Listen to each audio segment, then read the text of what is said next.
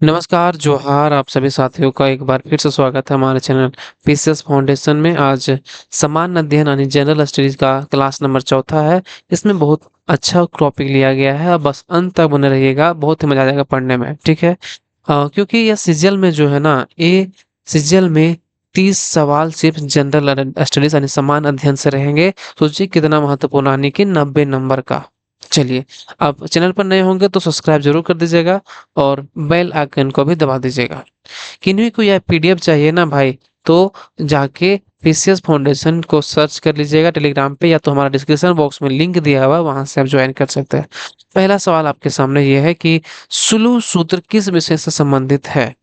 सुलू सूत्र जो है, सुलू सूत्र ये किससे संबंधित है? ये है ना, सुलू सूत्र ये आपका ज्यामिति से संबंधित है। किससे संबंधित है? तो ज्यामिति से संबंधित है आपका। चलिए अगला सवाल। सवाल है कि भारतीय पुरातत्व सर्वेक्षण आर्कोलॉजिकल सर्वे ऑफ इंडिया विभाग की स्थापना किसके कार्यकाल में हुई थी? बताइए। भारतीय पुरातत्व सर्वेक्षण जो हुआ, उसका स्थापना किसके कार्यकाल में हुआ था?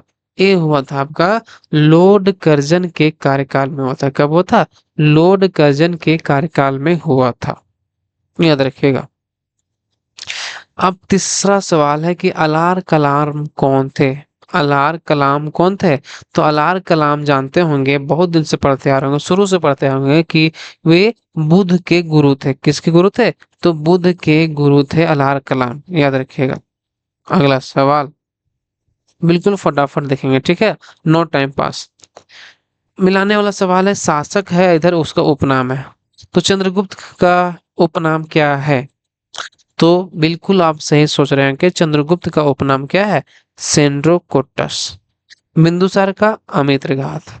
बिंदुसार को क्या बोलते थे? अमित्रघात। इसी तरह अशोक को बोलते थे प्रियदर्शी, और चाणक्य विष्णुगुप्त। चलिए, तो चंद्रगुप्त को क्या बोलते थे? सेंड्रोकोटस। बिंदुसार को अमित्रघात, अशोक को प्रियदर्शी, और चाणक्य को विष्णुगुप्त। यानी कि हमारा जो दिख रहा है कौन सा हो जाएगा?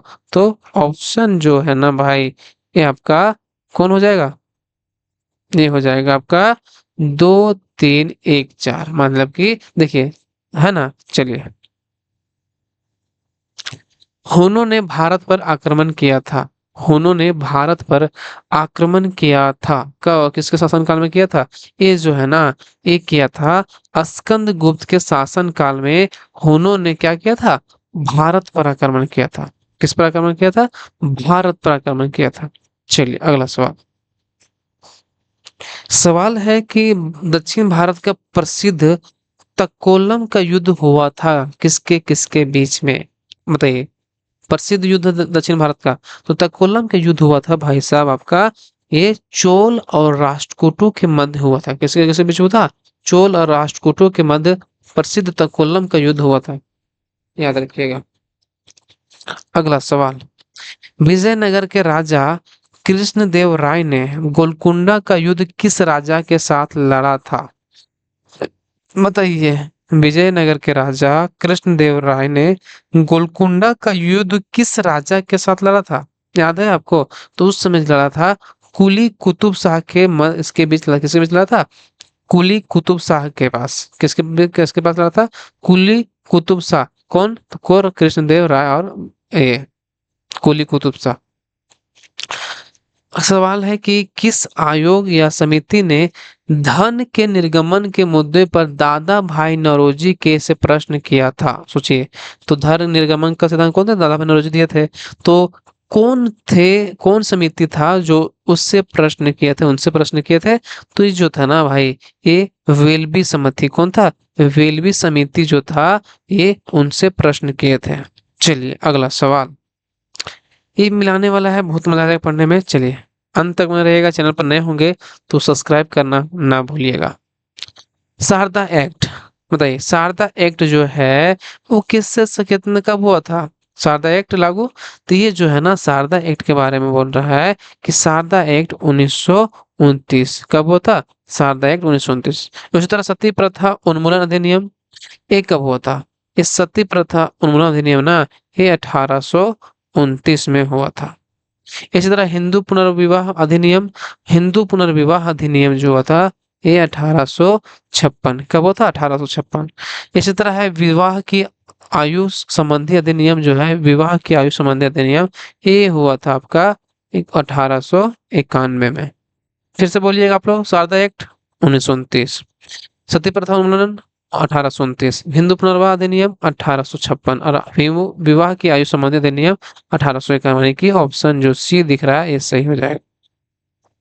अगला सवाल, निम्नलिखित में से कौन सा भारत में स्वतंत्रता आंदोलन की घटनाओं का मतलब क्रम है? तो इसमें जो है ना, इसमें सबसे पहले अगर हम बात करें तो कौन सा सबसे पहले हुआ था? बताइए बताइए बताइए बताइए। ये जो हुआ था ना भाई, ये हुआ था आपका पहला सूरत विद्रोह। सूरत विद्रोह कब हुआ था? तो 1844 में हुआ था, याद रखिएगा। यानी कि ये ऑप्शन कट गया, ये ऑप्शन कट गया। आप सूरत वाला ही फर्स्ट होगा। चलिए इसमें आपका दूसरा है रोलेट टेक, तो ये जानते होंगे बहुत दिन से आप लोग, 1919 में। चलिए चलिए, ये भी कट गया। चलिए बचा कौन? ये वाला। पूना पैक्ट कब हुआ था? तो पूना पैक्ट हुआ था 1932 में। कब हुआ था? 1932 में। और नौसेना विद्रोह 1946 में। चलिए यानी कि ऑप्शन बी हमारा सही हो जाएगा। चलिए अगला सवाल, 9 डिग्री चैनल यानी निम्नलिखित में से किसे पृथक करता है? जानते हैं? ये जो है ना 9 डिग्री चैनल ये पृथक करता है आपका लक्षद्वीप और मिनिकॉय को। किसको करता है? लक्षद्वीप और मिनिकॉय को ये अलग करता है, यानी पृथक करता है 9 डिग्री चैनल। चलिए अगला सवाल, निम्न में से कौन अवशिष्ट पर्वत का उदाहरण है? Residual mountain. बताइए, क्या हिमालय, किलिमांजारो, एटना या अरावली? कौन है? ये जो है ना भाई, ये आपका अरावली जो पर्वत है, ये रेसिडुअल यानी अवशिष्ट पर्वत का यह उदाहरण है। ठीक है, चलिए अगला सवाल। मिलाने वाला सवाल है कि इधर स्थल और नदियों का संगम है। बताइए, रुद्रप्रयाग, नंदप्रयाग, कर्णप्रयाग, देवप्रयाग, सबको बताना है। ठीक है, तो अब शुरू से देखिएगा, ध्यान से देखिएगा।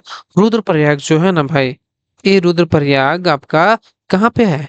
रुद्रप्रयाग अलकनंदा और मंदाकिनी के मिलन को रुद्रप्रयाग। ठीक है, अलकनंदा और मंदाकिनी को। नंदप्रयाग, नंदप्रयाग जो है ये आपका हो जाएगा नंदाकिनी एवं अलकनंदा। नंदाकिनी एवं अलकनंदा। कर्णप्रयाग, कर्णप्रयाग हो जाएगा आपका अलकनंदा एवं पिंडर। अलकनंदा एवं पिंडर हो जाएगा नदी। इसी तरह देवप्रयाग कौन सा बच गया? तो भागीरथी और अलकनंदा। भागीरथी और अलकनंदा। चलिए यानी कि 2 4 3 1 सही आंसर हो जाएगा। पहला कौन है? 2 है, यानी ऑप्शन बी हमारा सही।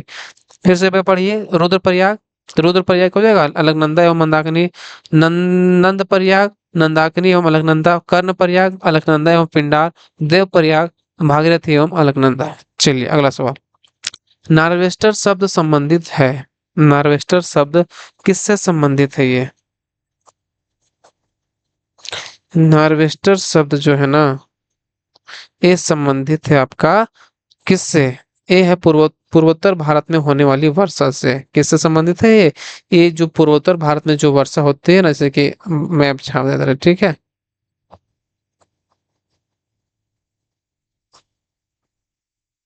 ये आपका सॉरी थोड़ा सा मैप हो गया। ये पूर्वोत्तर भारत में जो वर्षा होती है, ये क्या बोलते हैं उसको? नार्वेस्टर से संबंधित है ये। अगला सवाल, पृथ्वी के उत्तरी ध्रुव एवं दक्षिणी ध्रुव को मिलाने वाली रेखा को क्या कहती है? ठीक है, आप थोड़ा छाप देते हैं। इसको कौन रेखा बोलिएगा आप? विषुवत रेखा, ये मकर रेखा हो जाएगा। एक एक सॉरी एक कर्क मकर रेखा, और ये कर्क रेखा, यानी 23.5 डिग्री नॉर्थ और 23.5 डिग्री साउथ। ठीक है, और ये 0 डिग्री। ये तो हो गया आपका कौन? ये कौन सी रेखा बोलते हैं हम लोग? ये बोलते हैं हम लोग अक्षांश। क्या बोलते हैं? अक्षांश।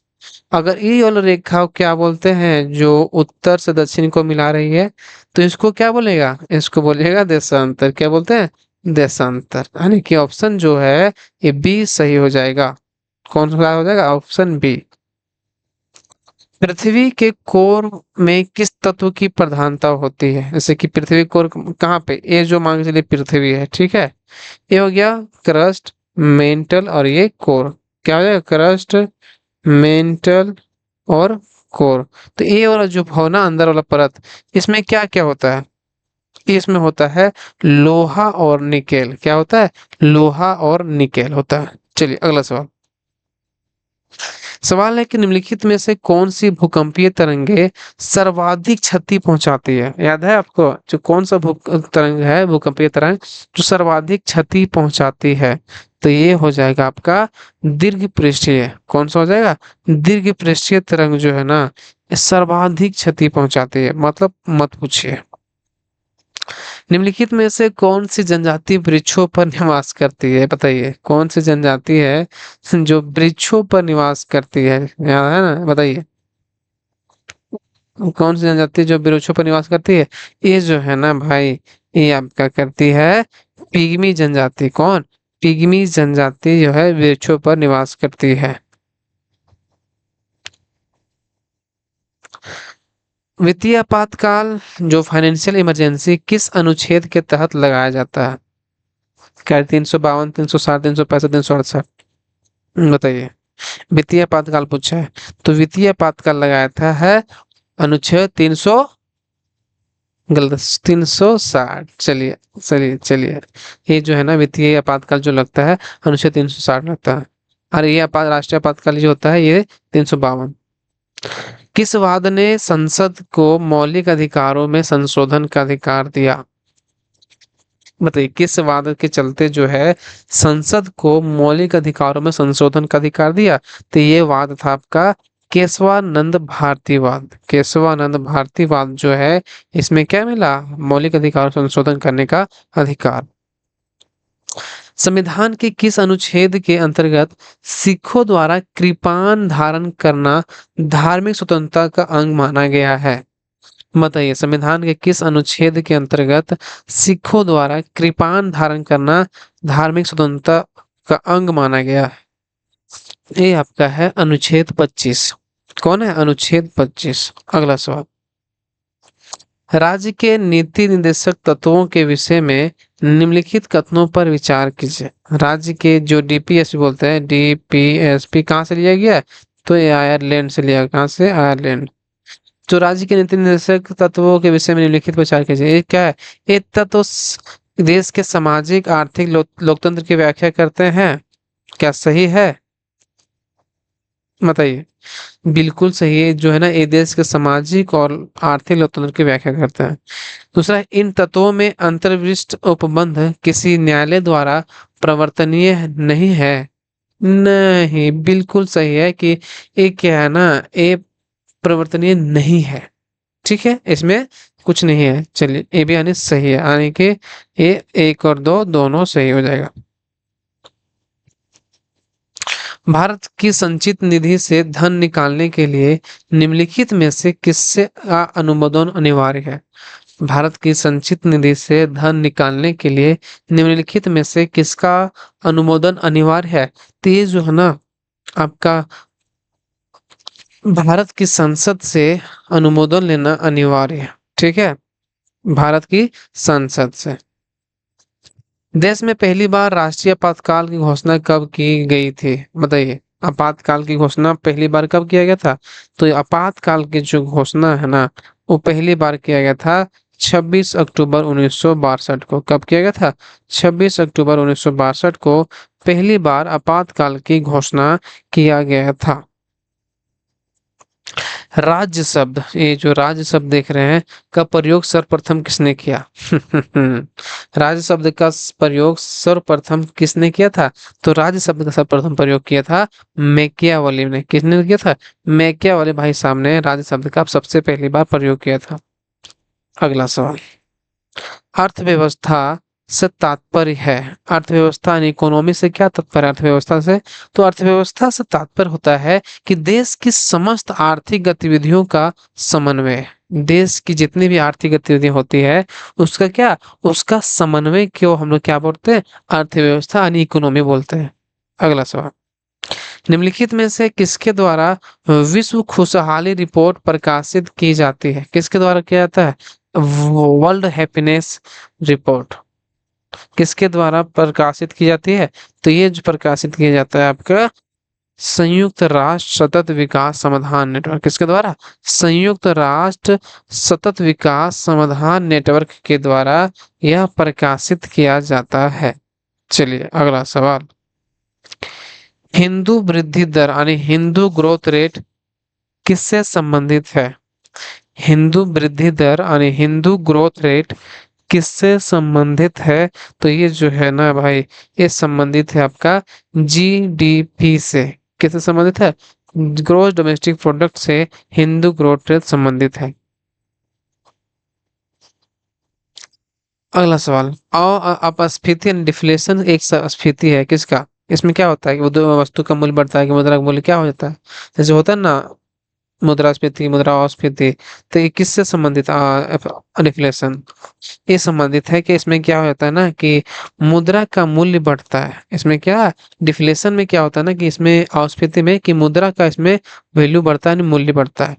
चलिए, आर्थिक सर्वेक्षण 2022-23 के अनुसार औद्योगिक क्षेत्र सकल मूल्य वृद्धि यानी जीवीए वित्त वर्ष 2022-20 में सॉरी फिर सवाल पढ़ते हैं। आर्थिक सर्वेक्षण 2022-23 के अनुसार औद्योगिक क्षेत्र सकल मूल्य वृद्धि यानी जीवीए वित्त वर्ष 2023 की पहली छमाही कितनी दर्ज की गई है? बताइए। 2023 के हम पूछ रहे हैं, ठीक है, याद होना चाहिए। ये जो है ना 2023 का इसलिए पूछ रहे थे, हो सकता है पूछ दे। तो कितनी छमाही दर्ज किया गया था? एक किया गया था आपका 3.7%। कितना किया गया था? 3.7% किया गया था। चलिए चलिए, आज के सवाल यहीं पे समाप्त होता है। और वीडियो अच्छा लगेगा तो लाइक जरूर कर दीजिएगा, और चैनल पर नए होंगे तो सब्सक्राइब करना ना भूलिएगा। चलिए मिलते हैं अगले वीडियो, तब तक धन्यवाद सभी को। एक बार झारखंडी जोहार।